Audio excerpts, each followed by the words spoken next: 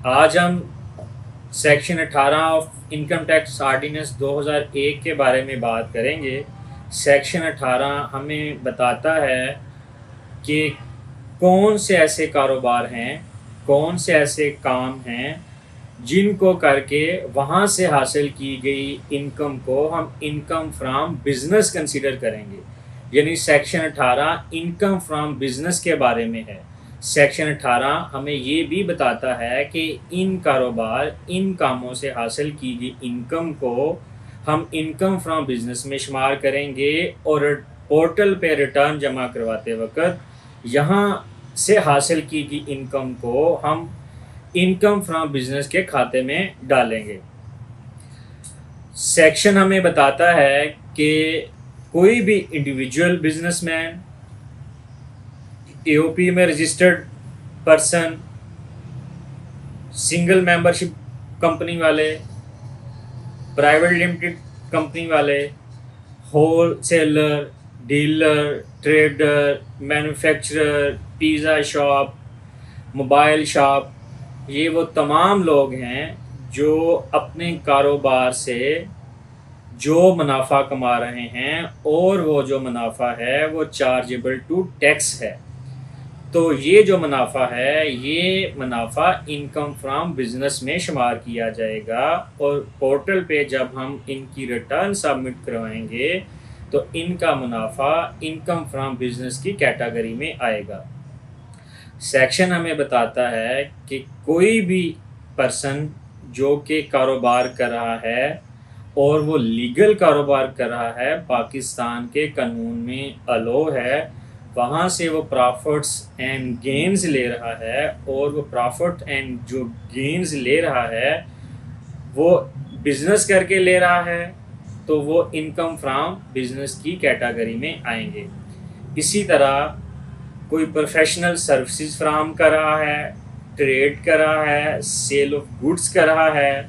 या अपनी services cell of goods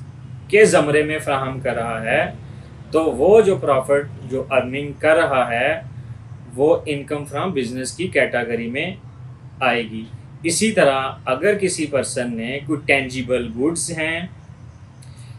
वो लीज़ की हुई हैं, हायर की हुई हैं या आगे उसने किसी को दी हुई हैं,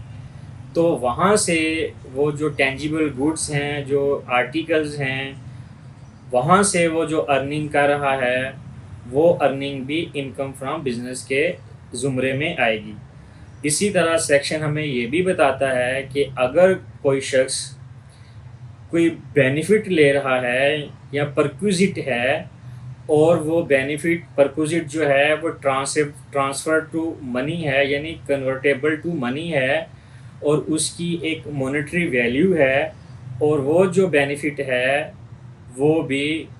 इनकम फ्रॉम बिजनेस में कंसीडर होगा। इसी तरह अगर कोई कंपनी है जो प्रोफेशनल सर्विसेज फ्राहम कर रही है और प्रोफेशनल सर्विसेज फ्राहम करके अपनी प्रोफेशनल फ़ीस ले रही है, तो वो जो कंपनीज वगैरह होंगी वो भी जो इनकम कमा रही हैं इनकम फ्रॉम बिजनेस में कंसीडर होंगी। इसी तरह शेड्यूल बैंक हैं, इन्वेस्टमेंट करने वाले अदारे हैं, मदारबा कंपनीज़ हैं, वो जो एसेट्स हैं जो वो लीज़ कर रहे हैं, वो एसेट्स उनके अपने नाम पे स्टैंड करते हैं या किसी और शख्स के नाम पे स्टैंड कर रहे हैं, तो वो जो एसेट्स लीज़ किए हुए हैं, अगर उनके बारे में कोई पेमेंट आ रही है, कोई पेमेंट वो जो अदारे हैं जिन्होंने लीज़ की हुई है, तो वो जो पेमेंट है सेक्शन हमें बताता है वो भी इनकम फ्रॉम बिजनेस के ज़ुमरे में आएगी। तो इनकम फ्रॉम बिजनेस जो है ये चार्जेबल टू टैक्स है। इसका जो टैक्स है इसके लिए हमें शेड्यूल देखने पड़ते हैं। इस वक्त पाकिस्तान में multiple types of business run किए जा रहे हैं, कैरी किए जा रहे हैं, वहाँ से प्रॉफिट कमाया जा रहा है।